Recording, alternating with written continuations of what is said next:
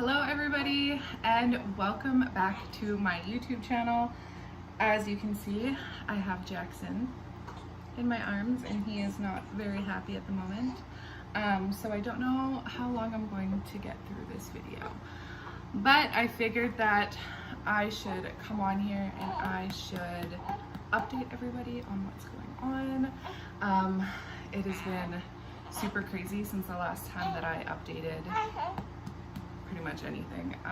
I have been like posting on Facebook and Instagram, but I haven't been making as many videos as I would have liked, and for good reason. It's been crazy. So the last time I made a YouTube video, I was 31 weeks pregnant, and I was very uncomfortable. If you watch my last video, then you know exactly what I'm talking about.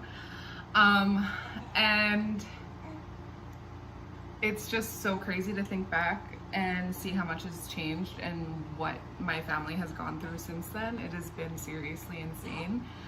What's the matter, Bubba? You okay? So my last video, I was 31 weeks pregnant, and then actually not even that long after I posted the video, I think it was like maybe a day or two after I posted that video, I ended up back in labor and delivery, and I was then flown out again in preterm labor.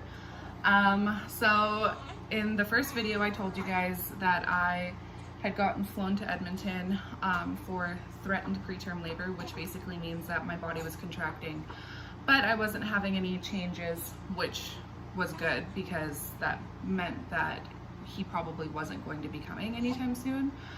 But they flew me out anyways, just to be on the safe side, which I mean was really good because I ended up seeing an obstetrician and specialists, and they kind of put my mind at ease. We talked about my pregnancy a little bit.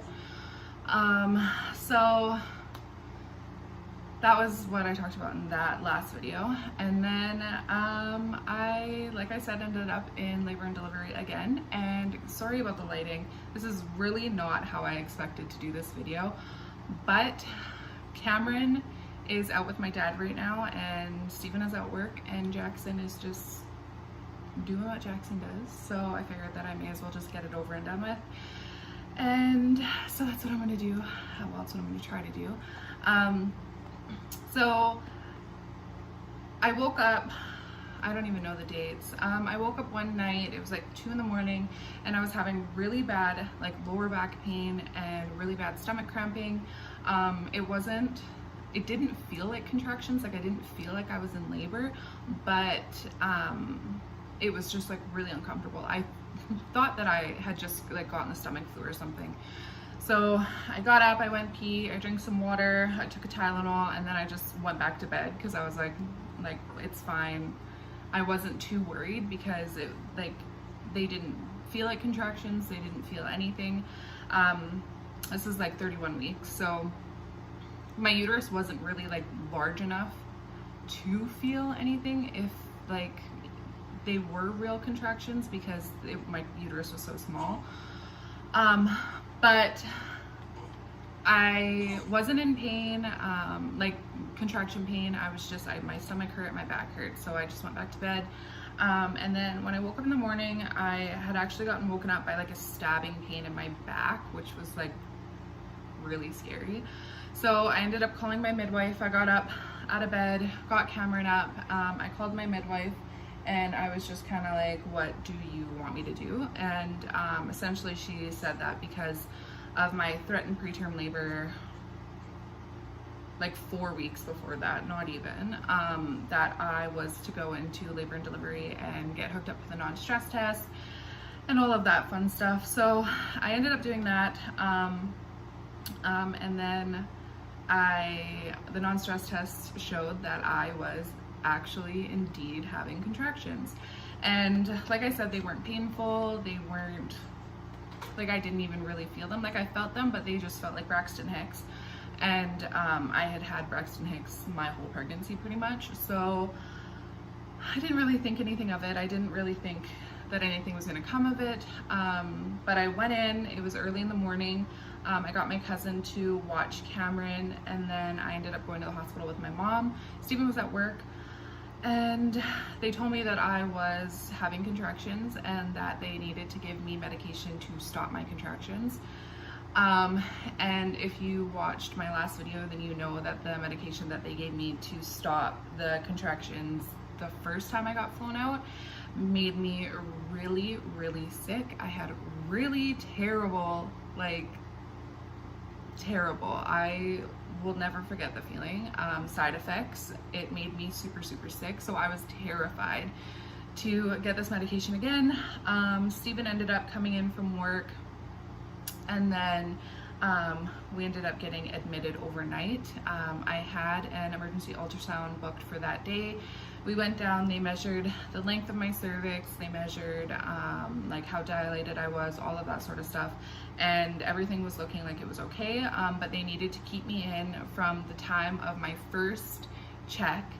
They needed to keep me in for 4 hours, and if I had any changes in my cervix, then they would then say that I was in preterm labor, and then they would get me the heck out of there. So long story short, I dilated to 1 to 2 centimeters, and then the next morning I actually woke up with really bad contractions again. I felt them this time.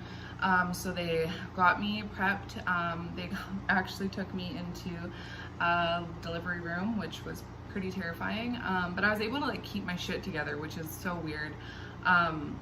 Like internally I was screaming and freaking out because I didn't want to have my baby at 31 weeks. But on the outside I was totally fine, which is insane. So I was sitting there, it was all fine. The contractions weren't painful. Like I did have to like brace myself a little bit, and I had to breathe through them, but they weren't like super, super painful or anything, which was, again, like a good sign. But also sometimes when you're like that early on in your pregnancy, your contractions don't feel painful until you're like delivering. So it was a confusing time. The infant transport team ended up coming to grab us just in case I did have baby before they showed up. So they ended up coming and grabbing us, and then they flew us to Prince George. We ended up in the hospital there. They got everything calmed down. My contractions stopped actually right before the team came to grab me. But because I had dilated, they needed me to be gone, basically. So, oh my gosh, I totally forgot to tell you guys about the freaking drama about getting flown out. So I was supposed to go to one hospital. The specialist there ended up looking at my ultrasound pictures and decided that I wasn't going to go into preterm labor, or I wasn't in preterm labor. So they revoked my transfer, and then that was the night before, and then that next morning I woke up at like 3 with these contractions, and I had dilated even more. So we ended up in Prince George, which is completely fine. And I was advised to stay in Prince George until I was 36 weeks. So I stayed in a hotel room with Cameron and my mom, bless her heart, for like 4 weeks, I think, which is a crazy long time when you're super pregnant and uncomfortable and you just want to be with your family. It was really hard for all of us because not only was I away from my family, but Stephen also was driving to and from like 4.5 hours, 5 hours on his days off, and then back home again. So it was so brutal. But thankfully he, little man, stayed cooking, and I was able to come home at 36 weeks. And then I stayed pregnant, and I stayed pregnant, and I stayed pregnant, and I stayed pregnant. I didn't have him until I was 39 weeks. It was actually 1 week, exactly 1 week before his due date, that my water broke. And so once I got home, as you could imagine, I was stressed beyond belief. the entire time I was in Prince George, I was contracting. I went into labor and delivery there twice with contractions, and each time the doctors were like, oh, like it looks like it's baby time, come in when they're closer together and stronger. And so I was like, oh, like okay. So then I ended up going back to the hotel, and then they would just stop, and then they would start again, and then they would stop, and then it was just an ongoing cycle, literally the last like 4, 5, 6, like 8 weeks of my pregnancy. It was just me contracting all the time. But I was able to come home, thank God. I was able to deliver with my midwife and with all of the nurses here, which was really amazing. And yeah, it was actually just awesome. My labor and delivery with Jackson was insane. So I had Cameron. I think I was in labor for like 7 hours from start to finish. Yeah, it was 7 hours start to finish. And like I said in my last video, it was like probably the best labor and delivery that I could have possibly imagined for my first baby. And that's how you get tricked into having more and more babies. But with Jackson, my water broke at 4 in the morning. I woke up to go pee. I went pee. I went and sat down in bed, and then I like felt my water breaking, and I was like, oh shit. So I ran to the bathroom. Thankfully, it was sleepover Saturday, so it was a Sunday morning. Cameron sleeps over at my parents' house every Saturday, which is amazing. So thankfully he wasn't there. We didn't have to like pack him up at 4 in the morning to go drop him off at my parents' house or anything. But my water broke. I called my midwife, and she said that I needed to come in. I was having contractions. They weren't like super regular, but they were there, and they were like not super painful, but they were labor contractions. So I finished packing my bag, and Steven and I went to the hospital, and I got hooked up. I got my IV put in, and I was GBS positive, so I needed antibiotics throughout my labor and delivery. So they hooked me up. I got my first round of antibiotics, and I was basically just left to labor and get the nurses when I need them. But for the most part, I labored with Steven, and it was amazing. I was progressing really well. The first time that I got checked, I was 4 centimeters dilated, which was a really good start. I was really, really happy with that, because when I went in with Cameron, I think I was like 1 centimeter, and it took me like 7 hours. So I was like, oh, like this is gonna be pretty simple. This is really exciting. Nothing is simple with this little man. I should have known that from the beginning, but whatever. So I labored and I walked, and my contractions got worse, and then they stopped. I think it was like noon, and if I wasn't actively moving, like I was on bed rest pretty much the entire last 8-9 weeks of my pregnancy, so I didn't do anything besides walk to the bathroom and cook a baby. So I was exhausted, and not to mention I had the worst cold of my life, like ever. I was literally taking decongestants throughout my labor, which was really bad. So my contractions just stopped. It was like lunchtime. I was walking. They were coming really regular. My midwife was super happy with my progress. And then I stopped to eat lunch because I hadn't eaten anything all day, and they just stopped. I was contracting every 3 minutes, and then they went to every 8 minutes. And then they went to every 10 minutes. And I was like, this is gonna take forever. So by noon, I was already there for 8 hours. And when she checked me again, I think I was only at a 6. So I'd only progressed 2 centimeters in like 8 hours, which was longer than my labor with Cameron. And I started getting really frustrated. And then there was talk about possibly inducing me, not like inducing, but like helping me along with oxytocin. And I think it was oxytocin. Something that would help. It's what they induced me with Cameron. So I really didn't want to get induced because the contractions were like really intense with Cameron near the end. And I thought that that was from being induced, but turns out it's just really intense no matter what happens near the end, as I found out. So I didn't want to get induced, and so I was like, no, it's fine, like I'll just walk. So I ended up just walking, and I did stairs, and the contractions started getting worse and worse again, which I was happy about.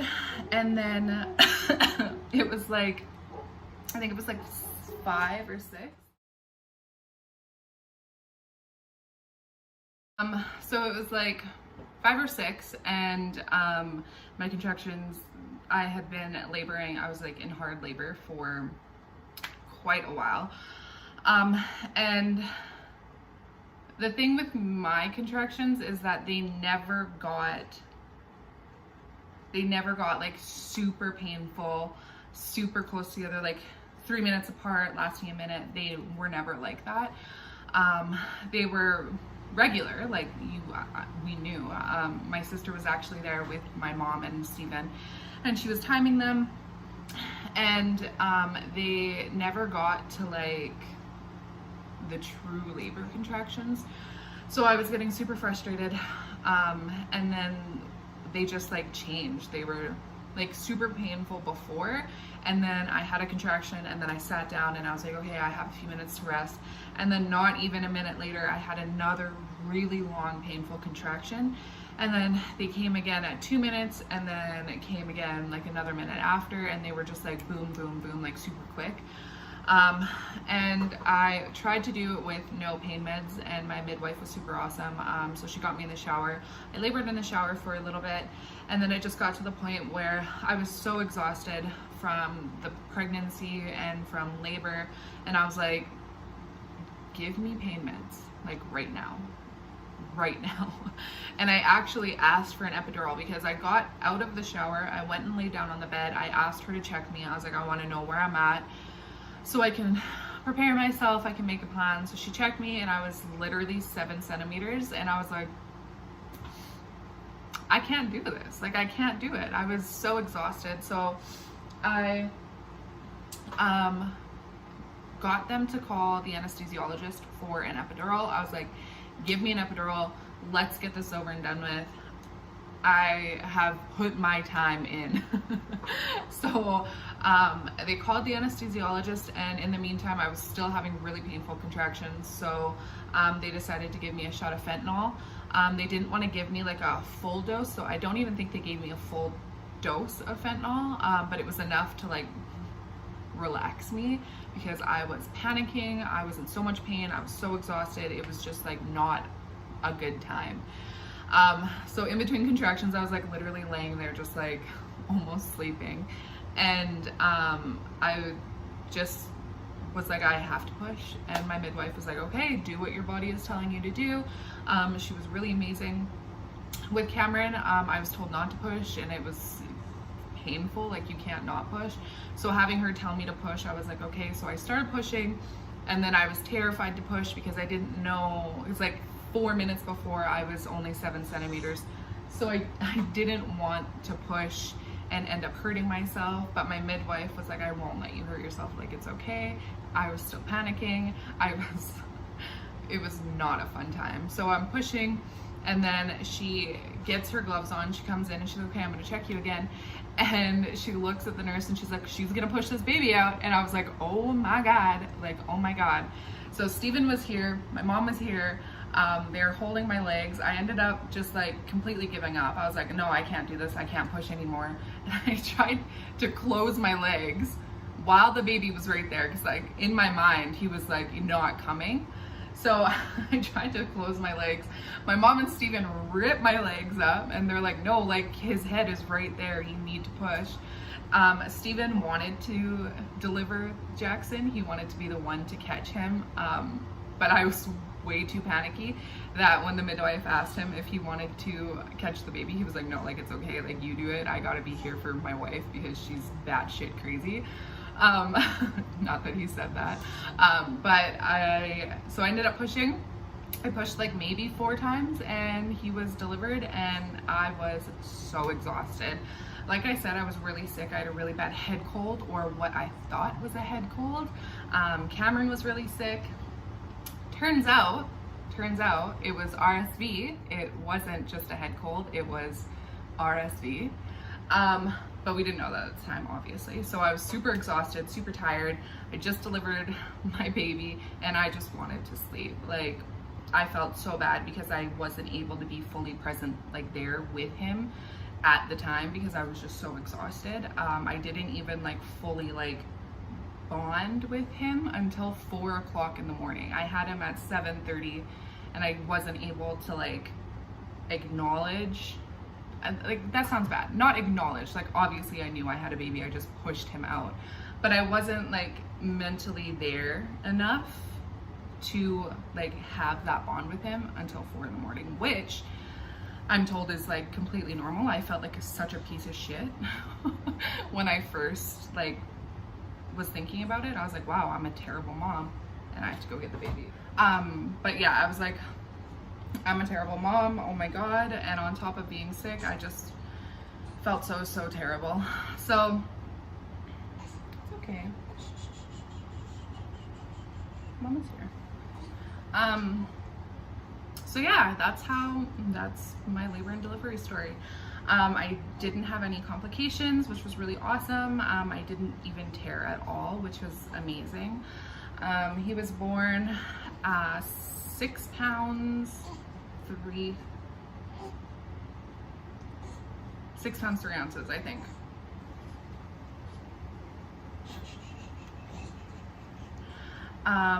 Yeah, 6'3". And then,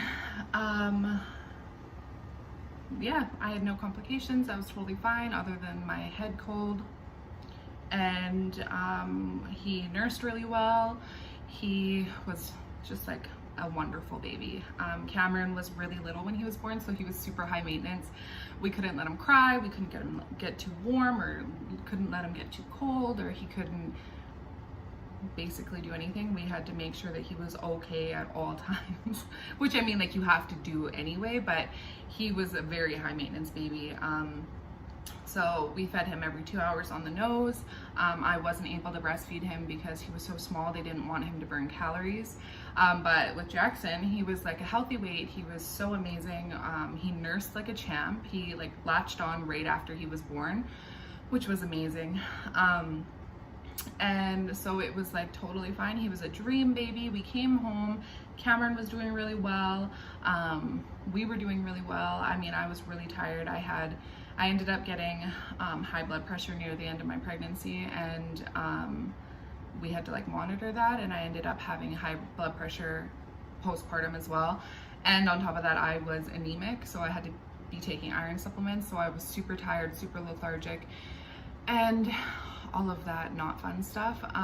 But it was like totally fine. My mom came up, she stayed with us up here, she helped out, she sent me to bed when I was too exhausted to do anything. Steven was amazing. He was up with Jackson in the morning so I could sleep even longer, and I had like no problems.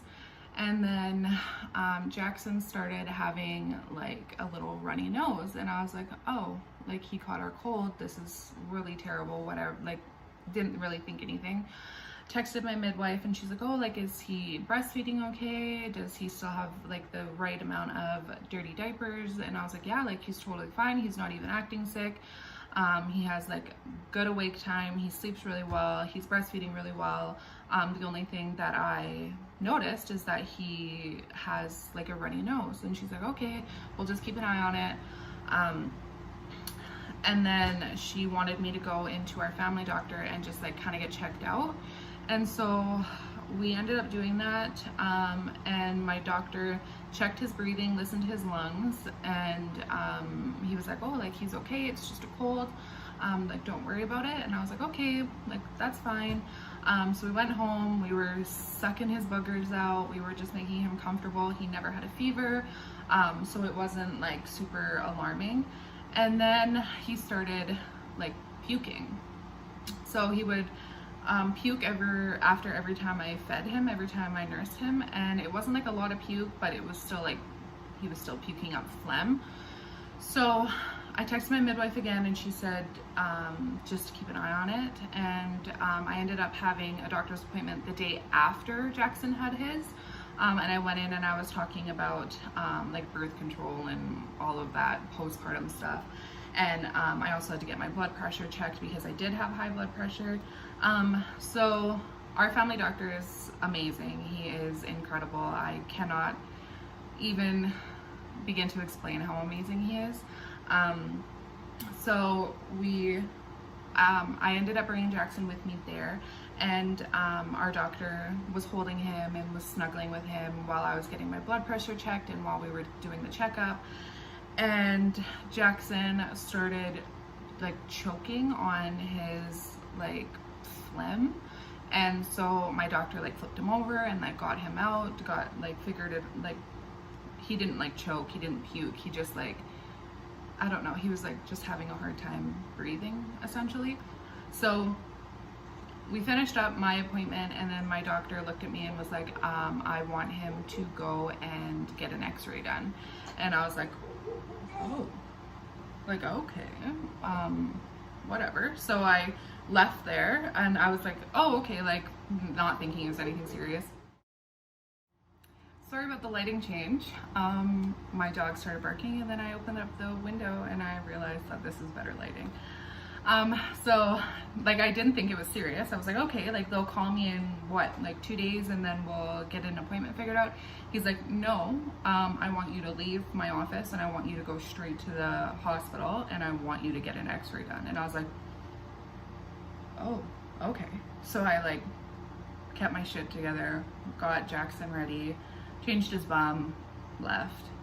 And then I like called my mom and I was like, oh my God. She's like, it's okay. She was like out of town, so she couldn't even come and hold my hand because I'm a total mommy's girl. I'm literally 23 years old and my mom is there all the time because I need her. So I ended up having to go and do this by myself, which was really scary. Thank God they didn't have like that little contraption thing where they like tie their arms up.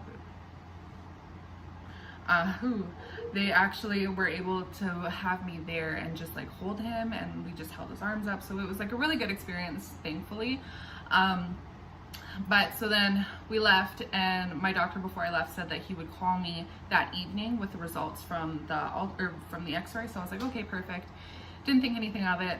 And then Jackson started coughing, and I was like, okay, like it's fine. We saw my doctor, we got the x-ray done, so we just got to wait for the results.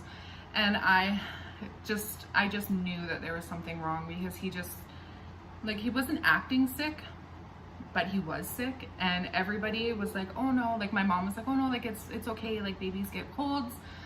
He's like still eating well, he's still like, he's not fevered, he's okay. And everybody, literally, I'm not even joking, when everybody was like, no, like it's okay, like trying to calm me down because I was panicking. I was like, no, like something's not right. And I ended up calling Steven like crying, and I was like, you probably should take tomorrow off because I have a feeling I'm going to be taking him into the emergency room tonight, and I'm going to need you like there with me. And he was like, okay. So then he got home and like saw Jackson, and he was like, he's fine, like he's not even that sick. He has a runny nose and a little bit of a cough, like it's okay. And I was like, no, it's not. And then so he ended up going to the store. My mom and my dad were up visiting, and I got the phone call from my doctor, and he was like, your son has pneumonia, you need to go into the emergency room right now. And I was like, oh shit, like, oh, okay. So we ended up going in, and they got him hooked up for an IV. They checked his oxygen. His oxygen was looking good. That was a Wednesday night, I think. And everything was looking really good with him. He wasn't like even that sick, like everybody was saying. And then it was like, I think it was 6 in the morning the next morning, because we got admitted overnight and they were talking about flying us to Prince George again. So I like reached out to my family and I was like, just like keep us in your prayers, like pray for my baby because he's like not doing good. So everybody was really awesome. We ended up getting admitted. We were in overnight, and then at 6 I nursed him and he just like was so lethargic. He could barely eat. He nursed for maybe like 3 minutes.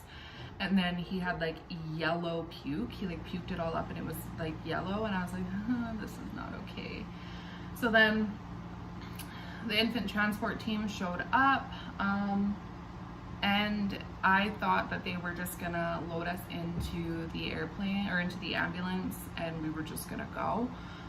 But as soon as the infant transport team saw him, the lead paramedic was like, no, like I need to do some more tests. I need to get another x-ray. I need to, like, he was like listing off. He's like, I need to do this. I need to do this. I need to do this. We need to roll this out.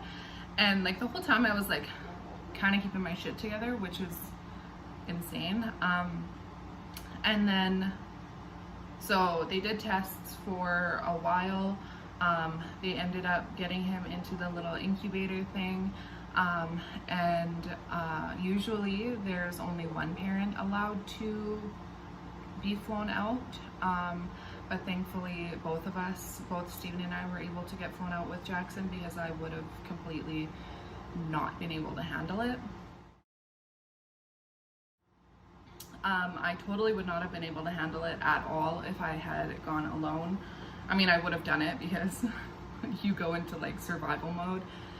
But I'm really thankful that Steven was able to come and that he was able to get time off. So after all the tests were done, he was put into the little incubator, and it was decided that he was just so little. He was only 11 days old. He was so little and he was getting more sick that they were going to not fly him to Prince George. They were going to fly him to the Children's Hospital. So we ended up getting flown to the Children's Hospital. Like I said, I kept my shit together until we got to the Children's Hospital.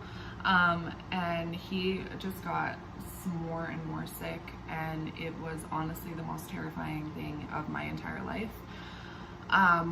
He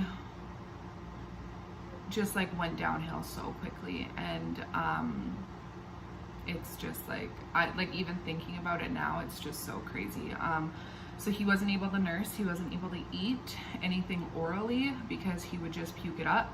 And he was super lethargic. They came in and did like his reflex tests, and he had no reflexes. They would like lift his arm up and it would just like flop onto the bed. He had no energy. It was terrifying. So they ended up having to put an NG tube in, and that was horrible. My mother-in-law and my sister-in-law ended up coming to the hospital, which was really amazing. So they stayed with Jackson with Steven, and I just went and found an empty hallway, and I just completely lost my shit. I called my mom and I was just bawling, and it was so terrifying. So then we were in the children's ER getting all of these tests done, and I'm like 11 days postpartum, so I'm still like engorged. I'm pumping every 2 hours because I'm in so much pain, and I'm like still recovering from giving birth, and I'm dealing with all of this other stuff. And on top of that, I had a sick baby in the children's ER. It was brutal. But we ended up getting the pediatrician come in, and she decided that he didn't need to go to the NICU. He would just go up to the pediatrician ward, the kids ward. So I was like, okay, like that's fine. We went up there, we got moved upstairs, and they monitored him, and he was still like not doing very well at all. His oxygen lowered, so they had him on oxygen, and it was just a terrifying experience. But thankfully, the day that we got flown out was his worst day. And we actually got another x-ray done when we first got there, and they decided, the pediatrician on call looked at it and told us that what presented as pneumonia in the first x-ray was actually fluid, or was actually mucus in his lungs from RSV and bronchiolitis. So I don't know about you guys, but my worst fear having a baby in the winter was RSV season, and I was super adamant on nobody kissing my baby, nobody coming over when they were sick, but he was born and we were all sick. So like I couldn't limit my contact with him or Cameron's or anybody's, like in my family. So that was really scary. And yeah, so the day that we got flown out was his worst day, and he just got better and better and better. And it was just amazing to me how quickly that little babies get sick and how quickly they recover. He is like really good now. So he had the RSV was, he was about done with the RSV illness when we got discharged, and then we just kind of had to deal with his bronchiolitis. So we were in Vancouver at the Children's Hospital. Stephen's family is from Vancouver Island.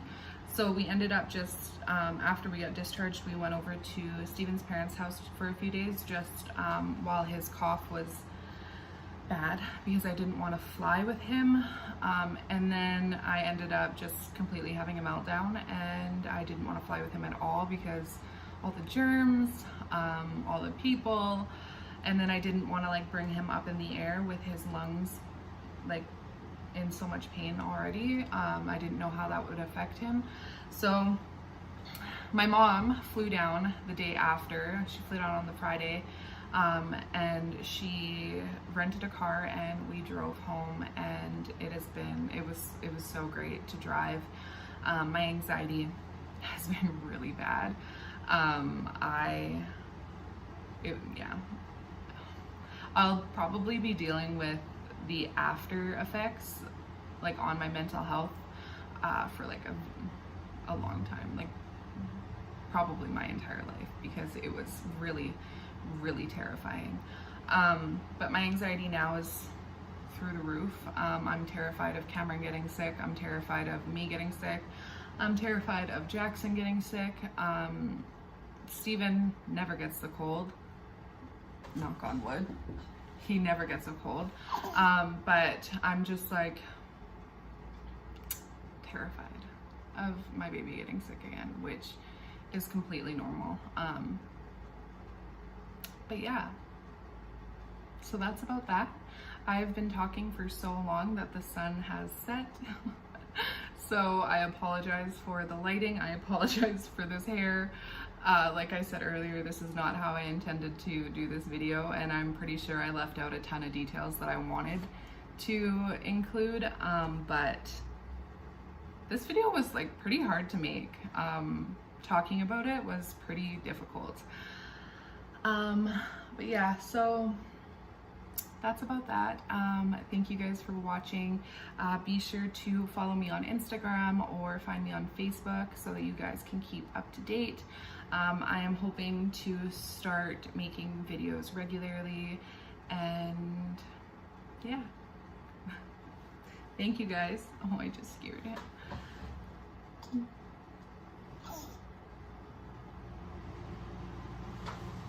Thank you guys for watching, and I will see you in my next video.